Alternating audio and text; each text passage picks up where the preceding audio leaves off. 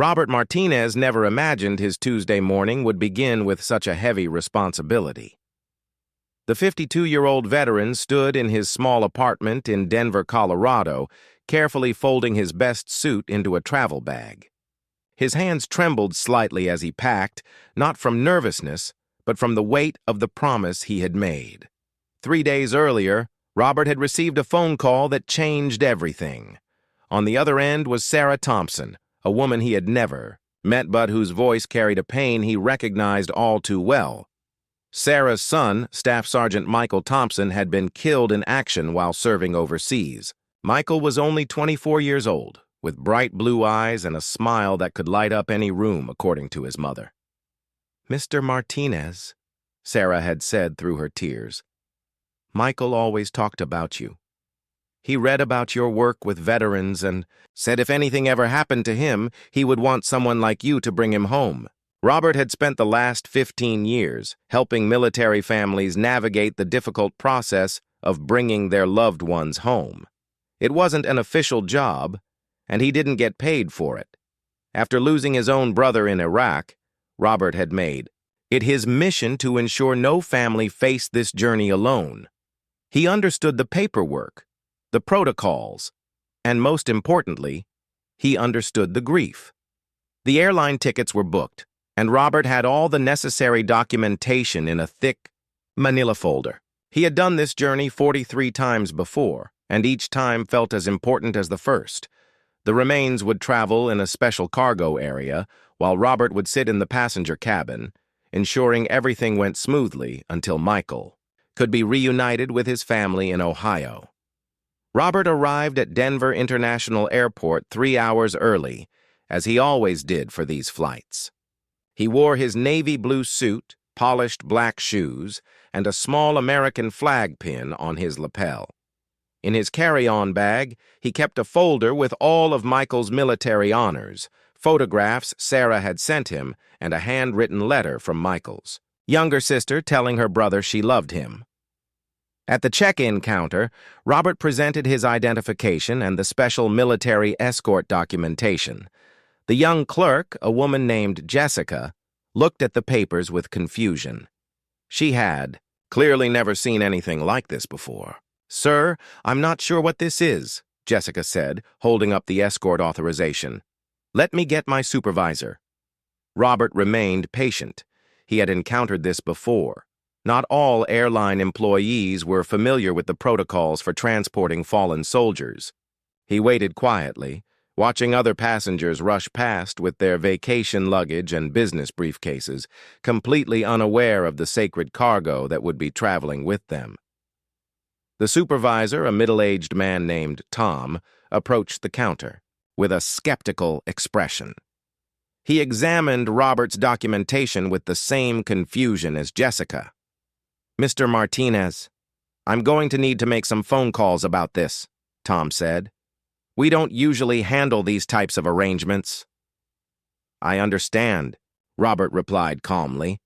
"I have contact information for your corporate office and the military liaison.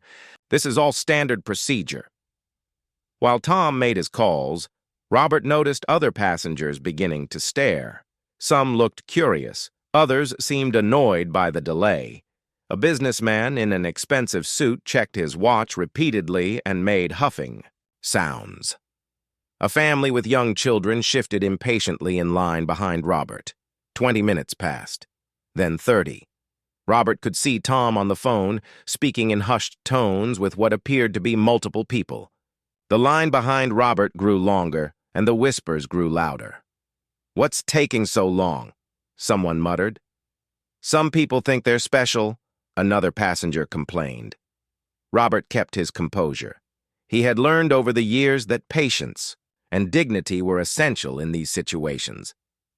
Michael Thompson had died serving his country, and Robert would not let anything diminish the honor of bringing him home. Finally, Tom returned to the counter, but his expression had not improved. If anything, he looked more concerned than before. "Mr. Martinez, I'm sorry, but we're going to have to deny you boarding today," Tom announced. Robert felt his heart stop. In 43 previous escort missions, this had never happened. I'm sorry. What did you say? Robert asked, certain he had misheard.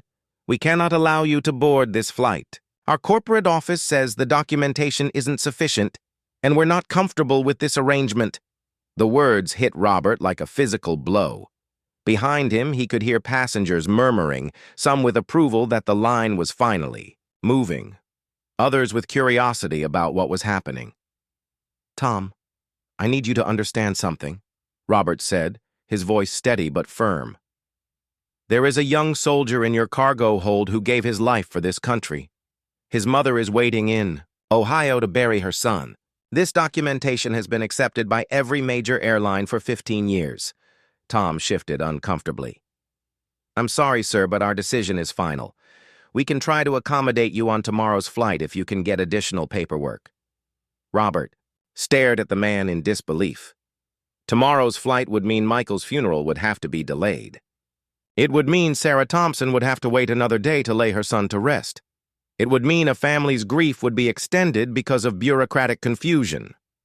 This is unacceptable, Robert said, his voice rising slightly for the first time.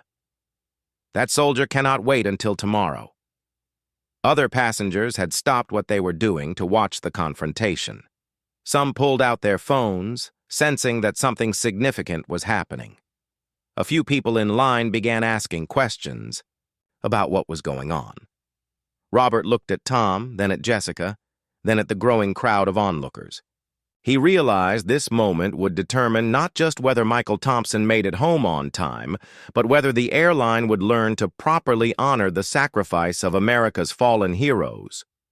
The morning sun streamed through the airport's massive windows, casting long shadows across the terminal floor. Robert Martinez stood at that counter, holding a folder full of military honors for a young man he had never met, but was determined to bring home with dignity. What happened next would surprise everyone in that terminal and eventually reach millions of people across the country. Robert Martinez looked directly into Tom's eyes and made a decision that would change everything. Instead of walking away quietly or accepting the airline's refusal, he reached into his jacket pocket and pulled out his cell phone. Tom, I'm going to give you one more opportunity to do the right thing, Robert said calmly. But first, let me make a phone call. The supervisor crossed his arms defensively. Sir, making threats isn't going to change our policy. This isn't a threat, Robert replied, dialing a number he knew by heart. This is a phone call to Sarah, Thompson Michael's mother, to explain why her son won't be coming home today as planned. The phone rang twice before a woman's voice answered. Even from several feet away, people could hear the hope in her voice. Robert? Are you at the airport? Is everything okay? Robert never took his eyes off Tom as he spoke. Sarah, I'm at Denver International Airport, and I need to tell you something difficult. The airline is refusing to let me board the plane with Michael. The silence on the other end of the phone was deafening. When Sarah finally spoke, her voice was barely a whisper. What do you mean they won't let him come home? By now, a crowd had gathered around the check-in counter. Passengers who had been annoyed by the delay were beginning to understand what was happening. Some had started recording with their phones. Others were shaking their heads in disgust at the airline's handling of the situation. Ma'am, your son is in the cargo area, Robert explained gently. But they're saying I can't escort him because they don't understand the documentation. I'm trying to work it out. Through the phone, everyone could hear Sarah Thompson begin to cry. It was the sound of a mother's heart breaking all over again. Several passengers wiped away their own tears. Even Jessica, the young check-in clerk, looked uncomfortable. Tom shifted nervously. Mr. Martinez, please end the phone call. We can discuss this privately.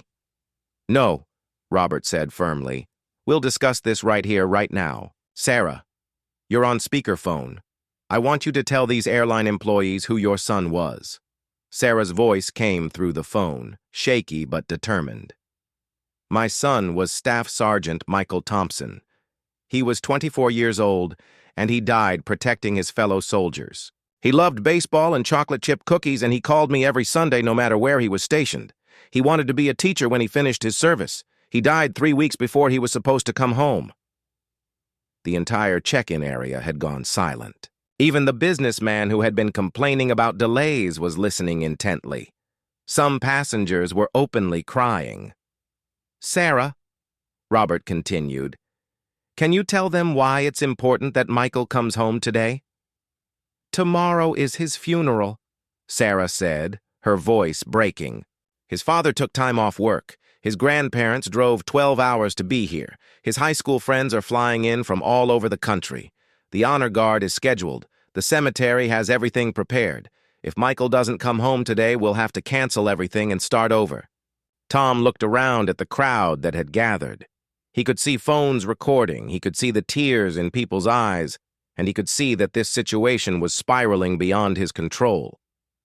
A woman in the crowd spoke up. "This is disgusting. That boy died for our country." "Shame on this airline," said another passenger. An elderly man wearing a Vietnam veteran hat pushed through the crowd. "Son," he said to Tom, "I fought in 3 tours of duty, and I've never seen such disrespect for a fallen soldier." Tom raised his hands, trying to regain control. "Everyone please step back. This is a private matter." "No, it's not," Robert said, still holding the phone. "This is about how we treat our military families. This is about keeping promises to mothers who have lost their children in service to this country." A young woman in military uniform approached the counter. She was clearly off duty, probably traveling home on leave, but she spoke with authority. "Sir," she addressed Tom, "I'm active duty military, and I can verify that this gentleman's documentation is completely legitimate. I've seen these escort procedures many times. Your airline is making a serious mistake." Tom was beginning to sweat. What had started as a routine denial based on corporate policy was turning into a public relations nightmare. He could see people posting on social media. He could hear passengers calling friends to tell them what was happening. "Let me make another phone call," Tom said, backing away from the counter. "While you're making that call," Robert said, "I'm going to tell Sarah about the amazing passengers who are standing up for her son." Robert began describing the crowd that had gathered. He told Sarah about the Vietnam veteran, the active duty soldier, the families who were missing their own flights to support Michael's journey home. With each description, Sarah's crying softened into something that sounded almost like gratitude. "These people don't even know Michael," she said through the phone, "but they're fighting for him." "That's what Americans do," Robert replied. "We take care of each other." A manager in a suit approached the scene. She looked more senior than Tom and carried herself with the kind of authority that suggested she might actually be able to solve the problem. "Mr. Martinez," she said, "I'm Carol Stevens, the station manager. I understand there's been a misunderstanding about your travel arrangements." Robert looked at her carefully. He had learned to read people quickly in these situations. Carol seemed different from Tom. She looked like someone who understood the gravity of what was happening. "There's no misunderstanding," Robert said. "Your airline is refusing to honor a fallen soldier. The question is whether you're going to fix this or whether Staff Sergeant Thompson's funeral will be delayed because of corporate policy." Carol glanced around at the crowd, at the phones recording everything, at the faces of passengers who were clearly upset with the airline's handling of the situation. "Let me see your documentation," she said. Robert handed her the folder. Carol examined each page carefully, clearly taking time to understand what she was looking at. The crowd waited in silence. Sarah waited on the phone. Somewhere in the cargo area of the plane, Michael Thompson waited to go home. After what felt like an eternity, Carol looked up from the papers. Her expression had changed completely. Carol Stevens looked up from Robert's documentation with an expression that mixed professional embarrassment with genuine respect. She had worked for the airline for 12 years and had never encountered military escort procedures. But she could clearly see that Robert's paperwork was official and complete. "Mr. Martinez," Carol said loudly enough for the crowd to hear, "on behalf of our airline, I want to apologize. Your documentation is perfectly in order, and you should have been processed immediately." A cheer went up from the gathered passengers. People clapped and some wiped away tears. Robert felt a weight lift from his shoulders, but he wasn't ready to celebrate yet. "Sarah," he said into the phone, "did you hear that?" "Yes," Sarah replied, her voice filled with relief. "Thank you. Thank you so much." But Carol wasn't finished.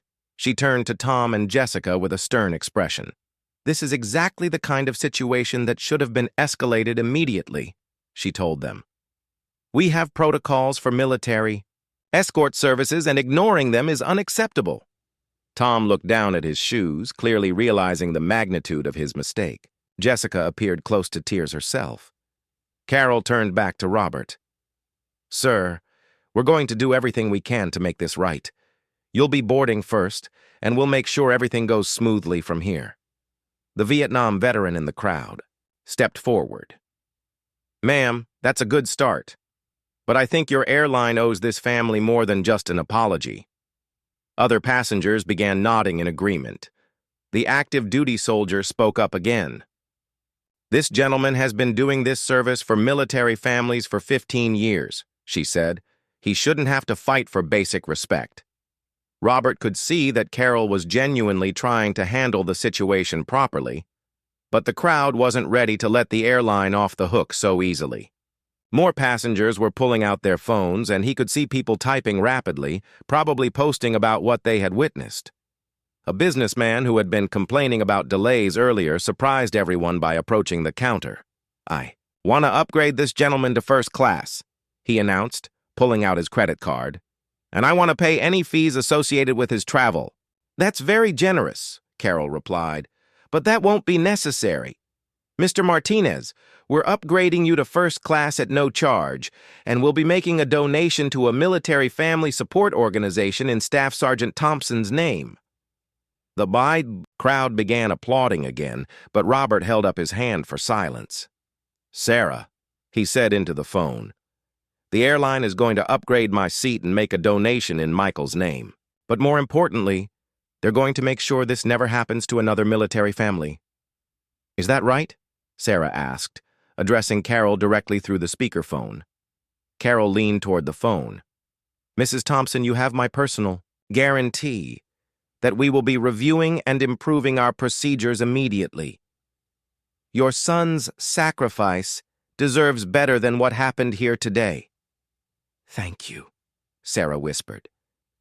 "That means everything to me." An older woman in the crowd stepped forward. She was elegantly dressed and carried herself with quiet dignity. "Mrs. Thompson," she said toward the phone, "my name is Helen Rodriguez. My son was killed in Afghanistan 5 years ago. I want you to know that people care about Michael and they care about you." Other people began speaking up, sharing their own connections to military service. A young father talked about his brother who was currently deployed. A college student mentioned her grandfather who had served in World War II.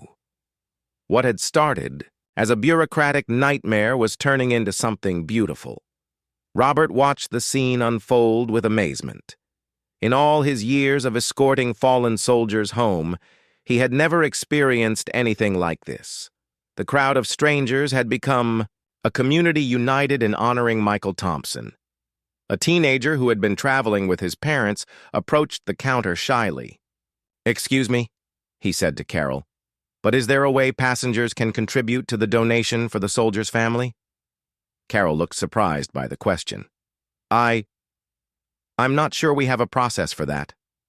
"Then make one," called out the Vietnam veteran. "I want to contribute too." Soon, dozens of passengers were offering to donate money in Michael's memory. Carol looked overwhelmed but determined to accommodate their requests. "Let me make some calls," she said. "We'll figure out a way to collect donations if that's what people want to do." Robert realized that something extraordinary was happening. The airline's initial mistake had sparked something much larger than anyone could have anticipated. People weren't just witnessing the story of a fallen soldier coming home, they were becoming part of it. "Sarah," Robert said gently into the phone, "there are about 50 people here who want to honor Michael. They're asking to make donations in his memory." Sarah was quiet for a long moment. When she finally spoke, her voice was filled with wonder. "I can't believe this is happening. Michael would be so amazed that all these strangers care about him." A woman with a young daughter approached the phone. "Mrs. Thompson, my little girl wanted to say something to you." The child, who couldn't have been more than 6 years old, spoke in a clear, sweet voice. "Mrs. Thompson, I'm sorry about your son. My mommy says he was a hero. There wasn't a dry eye in the area. Even Tom, the supervisor who had caused the initial problem, was wiping away tears." Carol had been making phone calls and taking notes. She returned to the group with a plan. "Here's what we're going to do," she announced. "We're setting up a memorial fund in Staff Sergeant Thompson's name. Anyone who wants to contribute can do so, and we'll match all donations. The money will go to support other military families who are dealing with similar losses." The crowd erupted in applause. Robert looked around at all the faces, amazed at how tragedy had brought out the best in people. But the most surprising moment was still to come. Carol pulled Robert aside and spoke quietly. "Mr. Martinez, I've been on the phone with our corporate headquarters. They want to establish a partnership with you. They want you to train our staff on military escort procedures. And they want to ensure that no military family ever faces this situation again with our airline." Robert was speechless. What had started as one of his most challenging escort missions was turning into an opportunity to help countless future military families. The boarding announcement for Robert's flight began playing over the intercom. It was time for Michael Thompson to finally go home. As the boarding announcement echoed through the terminal, something unprecedented happened. Instead of rushing to get in line, the passengers who had witnessed the confrontation at the check-in counter began forming an honor corridor. Without anyone organizing it, they naturally arranged themselves in 2 lines leading from the counter to the gate. Robert Martinez walked slowly between them, carrying Michael Thompson's military file and the handwritten letters from his family. Each step felt sacred. Some passengers saluted. Others simply bowed their heads in respect. The Vietnam veteran placed his hand over his heart. The active duty soldier stood at attention. Carol Stevens accompanied Robert to the gate, ensuring that everything proceeded smoothly. At the boarding bridge, she stopped him for a moment. "Mr. Martinez, I want you to know that this experience has changed how I see my job," she said. "We handle thousands of passengers every day, but we rarely get the chance to be part of something this meaningful." Robert nodded, understanding exactly what she meant. Michael Thompson is changing a lot of lives today, even though he's not here to see it. The flight crew had been briefed on the situation. Captain James Morrison, a veteran pilot with 25 years of experience, personally greeted Robert as he boarded. "Mr. Martinez, it's an honor to have you and Staff Sergeant Thompson on our flight," the captain said. "We'll take good care of you both." As Robert settled into his first-class seat, he noticed that several of the passengers from the airport confrontation were also on his flight. The businessman who had offered to pay for the upgrade gave him a respectful nod. The woman with the young daughter smiled warmly. Even Tom, the supervisor who had initially denied him boarding, was on the plane, apparently traveling to the same destination. Before takeoff, Captain Morrison made an unusual announcement over the intercom. "Ladies and gentlemen, we have a very special passenger with us today. We are honored to be transporting Staff Sergeant Michael Thompson, who gave his life in service to our country. He is being escorted home by Mr. Robert Martinez, a veteran, who volunteers his time to ensure our fallen heroes return home with dignity. I ask that you join me in a moment of silence to honor Staff Sergeant Thompson's sacrifice." The entire plane went quiet. Even the flight attendants stopped their preparations and bowed their heads. For 30 seconds, 150 people held space for a young soldier they had never met but would never forget. As the plane lifted off from Denver, Robert looked out the window at the mountains below. He thought about Michael Thompson in the cargo hold and about Sarah Thompson waiting in Ohio. He thought about the extraordinary scene at the airport and how a moment of bureaucratic failure had revealed the deep respect Americans still held for their military families. During the flight, passengers kept approaching Robert. They shared their own stories of military service, talked about family members who had served, and expressed their gratitude for what he was doing. A flight attendant named Maria brought him extra coffee and quietly mentioned that her brother was currently deployed overseas. "What you do gives families like ours hope that if something happens, our loved ones won't be forgotten," she said. The woman with the young daughter stopped by his seat during the flight. Her daughter was coloring a picture. She wanted to make something for the soldier's family, the woman explained. The 6-year-old had drawn a flag with the words, "Thank you," written in crayon underneath. Robert carefully placed the drawing in his folder with Michael's other documents. "His family will treasure this," he assured her. About halfway through the flight, Tom, the supervisor from the airport, approached Robert's seat. He looked nervous and ashamed. "Mr. Martinez, I owe you an apology," Tom said. "I handled that situation completely wrong. I didn't understand what you were doing or how important it was." Robert looked up at the man who had caused so much stress just hours earlier. He could see genuine remorse in Tom's eyes. "Tom, the important thing is that you understand now," Robert replied. "Michael is going home to his family, and that's all that matters. I have a son in the military," Tom continued. "He's stationed overseas right now.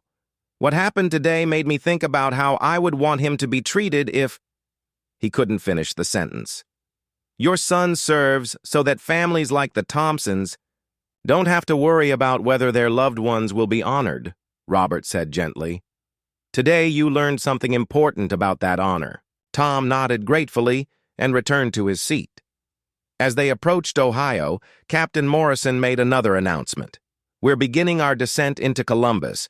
For those of you who witnessed the events at Denver International Airport this morning, I want you to know that Staff Sergeant Thompson's story has already reached thousands of people. Passengers have been sharing their experiences on social media, and news outlets are picking up the story. This young man's final journey home is inspiring people across the country." Robert pulled out his phone and saw dozens of messages and missed calls. The story was indeed spreading rapidly. Videos from the airport were being shared widely, and people were commenting about the dignity with which the passengers had handled the situation. As the plane touched down in Ohio, Robert felt a familiar mix of sadness and fulfillment. Another soldier was home, another family would have closure, but the grief would continue. That was the reality of these missions. The plane taxied to the gate, but before anyone moved to disembark, Captain Morrison made one final announcement. "Ladies and gentlemen, we will be remaining seated until Staff Sergeant Thompson and Mr. Martinez have deplaned. As is traditional, we want to honor their departure." Through the window, Robert could see the honor guard waiting on the tarmac. American flags flanked the hearse that would carry Michael to the funeral home. Airport workers had stopped their activities to watch respectfully. As Robert stood to leave, every passenger on the plane rose with him. They didn't applaud or cheer. They simply stood in silent tribute as he walked down the aisle. Some placed their hands over their hearts. Others saluted quietly. At the door of the plane, Captain Morrison shook Robert's hand. "Thank you for what you do," the captain said, "and thank you for showing us what honor looks like." Robert stepped off the plane onto the jetway, knowing that Michael Thompson was being carefully transferred from the cargo hold to the waiting honor guard. In a few minutes, they would begin the final leg of their journey together. But first, Robert had a promise to keep. Sarah Thompson was waiting in the terminal, and after everything that had happened that day, he had much more to tell her than he had ever imagined when this journey began. Robert Martinez walked through the jetway at Columbus International Airport, carrying Michael Thompson's folder and the small drawing from the 6-year-old passenger. His heart was heavy with the weight of his mission, but also filled with hope. After witnessing the extraordinary response from fellow travelers, in the terminal, he immediately spotted Sarah Thompson. She was a petite woman with graying hair and Michael's bright blue eyes. She stood with a group of people who were clearly family members, all wearing black clothing and small American flag pins. When Sarah saw Robert, she broke away from the group and rushed toward him. "Robert," she said, embracing him tightly. "Thank you for bringing my son home." "It was an honor," Robert replied, meaning every word. "Sarah, I have so much to, tell you about the journey." As they walked together toward the baggage claim area where they would meet with the military escort team, Robert began describing the events at Denver International Airport. He told her about the passengers who had stood up for Michael, about the donations being collected in his memory, and about the airline's commitment to improve their procedures. Sarah stopped walking and stared at Robert in amazement. All of those people cared about Michael, people who never met him? "More than that," Robert said, pulling out his phone to show her some of the social media posts that were already appearing. "Look at this." The screen showed hundreds of comments from people who had seen videos of the airport incident. Messages of support for the Thompson family were pouring in from around the country. People were sharing their own stories of military service and loss. The hashtag Bring Michael Home was trending nationally. "I don't understand," Sarah said, scrolling through the messages. "How did this happen so fast?" Several passengers were posting on social media during the confrontation, Robert explained. "But it's not just about the airport incident. It's about Michael's story, about his service, about what he represented to people." A young man approached them in the terminal. He was wearing a military uniform and looked to be about Michael's age. "Excuse me, are you Mrs. Thompson?" he asked, respectfully. Sarah nodded, still overwhelmed by everything she was learning. "Ma'am, I'm Sergeant David Chen. I'm stationed at the base near here, and when we heard about what happened with your son's flight, several of us wanted to come and pay our respects. We have about 20 soldiers outside who would like to form an honor guard for when Staff Sergeant Thompson arrives." Sarah began crying again, but these were tears of gratitude rather than grief. "Michael would be so honored," she managed to say. Robert's phone had been buzzing constantly during their conversation. When he looked at it, he saw missed calls from news stations, reporters, and military organizations. The story was growing, beyond anything he had anticipated. "Sarah, there are reporters who want to interview you," Robert said gently. "You don't have to talk to anyone if you don't want to, but they want to tell Michael's story properly. What should I say?" Sarah asked. "Tell them who Michael was," Robert suggested. "Tell them about his dreams of becoming a teacher, about his love for baseball, about the way he called you every Sunday. Help people understand that he was more than just a soldier. He was someone's son, someone's brother, someone who mattered." As they made their way through the terminal, Robert noticed something remarkable happening. Other travelers were recognizing Sarah from the social media posts. Instead of bothering her for photos or treating her like a celebrity, they were approaching with quiet respect. An elderly couple stopped them near the food court. The woman spoke softly to Sarah. "We saw what happened at the Denver airport. We wanted you to know that our grandson is in the military, and reading about your son made us think about how precious every day is." A businessman waiting for his flight approached with his laptop bag. "Mrs. Thompson, I'm a veteran myself. I donated to the memorial fund they set up for your son. His sacrifice won't be forgotten." Each encounter was brief and respectful, but the cumulative effect was powerful. Sarah began to understand that Michael's story had touched people in a way that went far beyond the airline incident. When they reached the area where they would meet the military escort team, Robert was surprised to see Carol Stevens, the airline station manager from Denver, waiting for them. "Carol, what are you doing here?" Robert asked. "Our airline flew me here to personally oversee the final arrangements," Carol explained. "After what happened this morning, our CEO wanted to ensure everything went perfectly from this point forward." She turned to Sarah with a formal expression that softened as she spoke. Mrs. Thompson, on behalf of our entire airline, I want to apologize for the difficulties this morning and to thank you for your son's service. We've already implemented new training procedures to ensure this never happens again. Carol handed Sarah an envelope. This contains information about the memorial fund that was established in Michael's name. The initial donations from passengers and airline contributions have already reached $50,000. Sarah stared at the envelope, clearly struggling to process the magnitude of what was happening. "I don't know what to say," she whispered. "You don't have to say anything," Carol replied. "Just know that your son's story has inspired a lot of changes and touched a lot of hearts." Robert's phone rang again. This time it was a producer from a national morning show. "Mr. Martinez, we'd like to have you and Mrs. Thompson on our program tomorrow morning to talk about what happened and about the work you do escorting fallen soldiers home." Robert looked at Sarah questioningly. She nodded slowly. "We'll be there," Robert said into the phone. As they concluded the call, a military officer approached their group. He was a colonel, clearly senior ranking, and he carried himself with the bearing of someone accustomed to important responsibilities. "Mrs. Thompson, I'm Colonel William Hayes from the Pentagon. I flew here specifically to honor your son and to meet Mr. Martinez." The colonel shook hands with both of them, then continued. "What happened today has reached the highest levels of military leadership. Your son's story, combined with Mr. Martinez's dedication to military families, has highlighted some important issues about how we honor our fallen heroes." Colonel Hayes turned to Robert.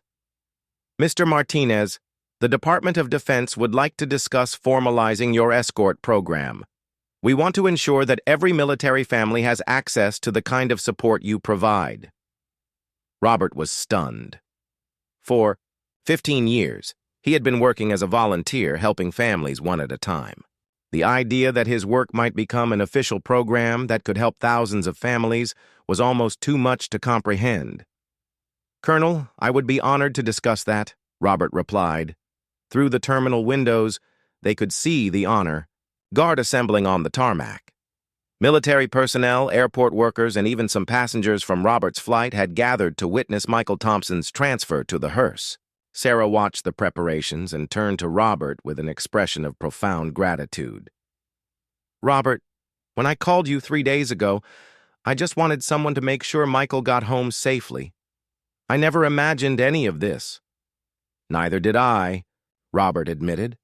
"But Michael is doing something important even now. He's showing people what honor looks like, and he's bringing out the best in everyone who hears his story."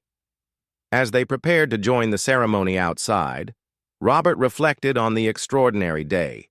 What had begun as a routine escort mission had become something much larger, something that would impact military families for years to come. The formal transfer ceremony was about to begin, but Robert knew this was just the beginning of Michael Thompson's final mission. 6 months after Michael Thompson came home, Robert Martinez stood in the Pentagon briefing room, facing a panel of military officials and airline executives. The conference table was covered with documents outlining the new Fallen Heroes Escort program, a comprehensive system that would ensure no military family would ever again face what the Thompsons had experienced. "Mr. Martinez," said General Patricia Williams, "in 6 months, your story has changed everything. We've trained over 2,000 airline employees across 15 major carriers. We've established emergency protocols for escort documentation. And most importantly, we've reminded the entire transportation industry about their responsibility to military families." Robert looked around the room at the faces of people who had the power to implement real change. It still felt surreal that a confrontation at an airport check-in counter had led to this moment. "General, the credit belongs to Staff Sergeant Thompson and his family," Robert replied, "and to the passengers who stood up for what was right that day." Colonel Hayes, who had become a close ally in developing the new program, leaned forward. "Robert, we need to talk about the numbers. Since the Thompson incident went viral, over 400 volunteers have signed up to be trained as military escorts. The program you started as one man helping one family has grown into a national network. The statistics were remarkable.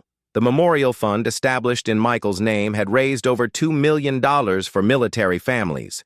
The airline had not only donated matching funds, but had also created a permanent policy of free travel for military escorts. Most importantly, 12 other airlines had voluntarily adopted similar policies without being required to do so. Carol Stevens, who had been promoted to regional manager partly due to her handling of the Thompson situation, spoke from her seat at the table. "Robert, I want to share something with you. Last week, we had another military escort situation at Denver International Airport. This time, our staff recognized the documentation immediately, upgraded the escort to first class automatically, and the entire process took less than 10 minutes. The family later wrote to thank us for treating their loved one with such dignity." Robert smiled, remembering his own experience 6 months earlier. That's exactly what should happen every time. The meeting concluded with the formal launch of the nationwide program, but Robert's day was far from over. He had promised to visit Sarah Thompson, who had become not just a friend, but a partner in honoring military families. Sarah lived in a small town outside Columbus, in a house filled with photographs of Michael at various stages of his life. When Robert arrived, he found her in the backyard tending to a memorial garden she had planted in Michael's honor. "The roses are blooming beautifully this year," Sarah said, looking up from her gardening. "Michael always said I had a black thumb, but I think he's helping these grow." They sat together on the porch swing that Michael had built for his mother 2 years before his deployment.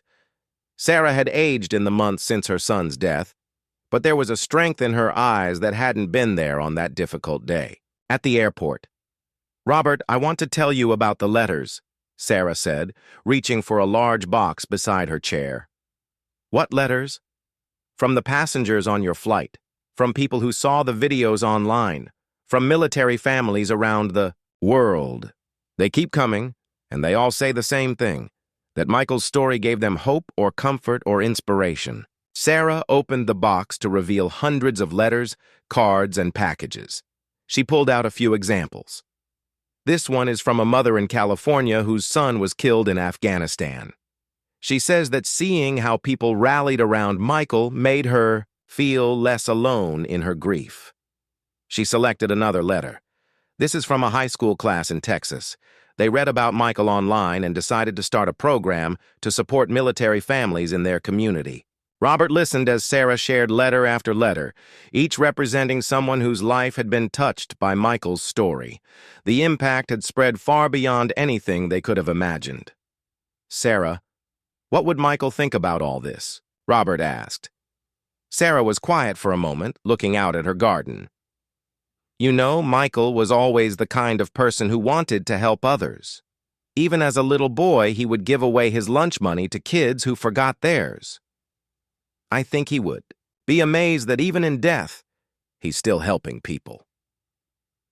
That evening, Robert attended Michael's memorial service at the local high school. What had started as a small community gathering to mark the 6-month anniversary of his death had grown into a major event. The gymnasium was packed with military families, veterans, airline employees who had been trained in the new protocols, and many of the passengers who had been on that flight from Denver.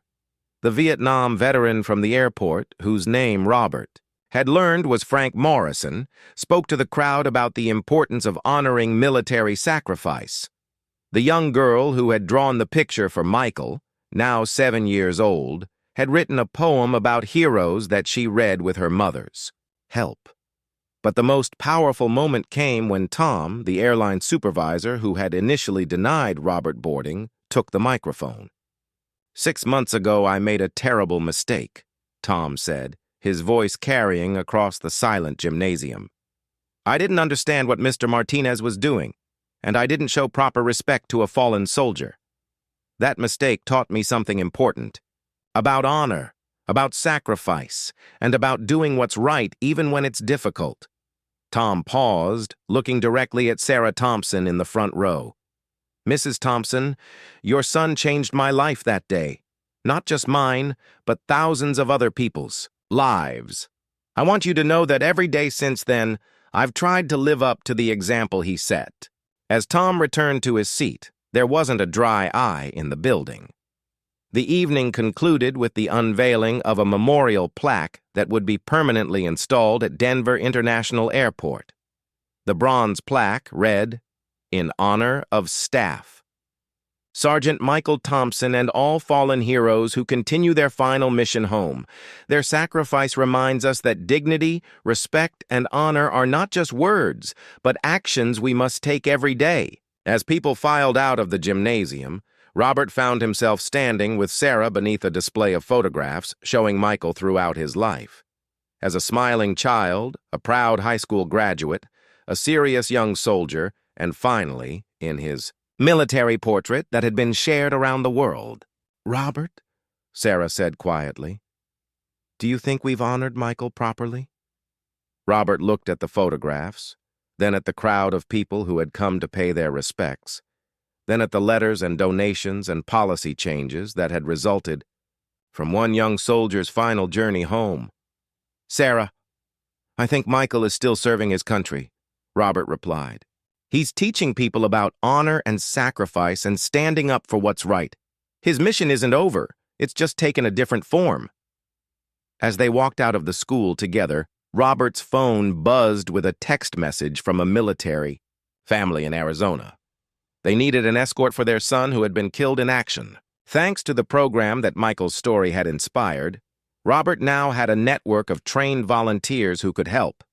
He looked up at the stars in the Ohio sky and thought about a young soldier whose final act of service had been to remind an entire nation about the importance of bringing heroes home with dignity.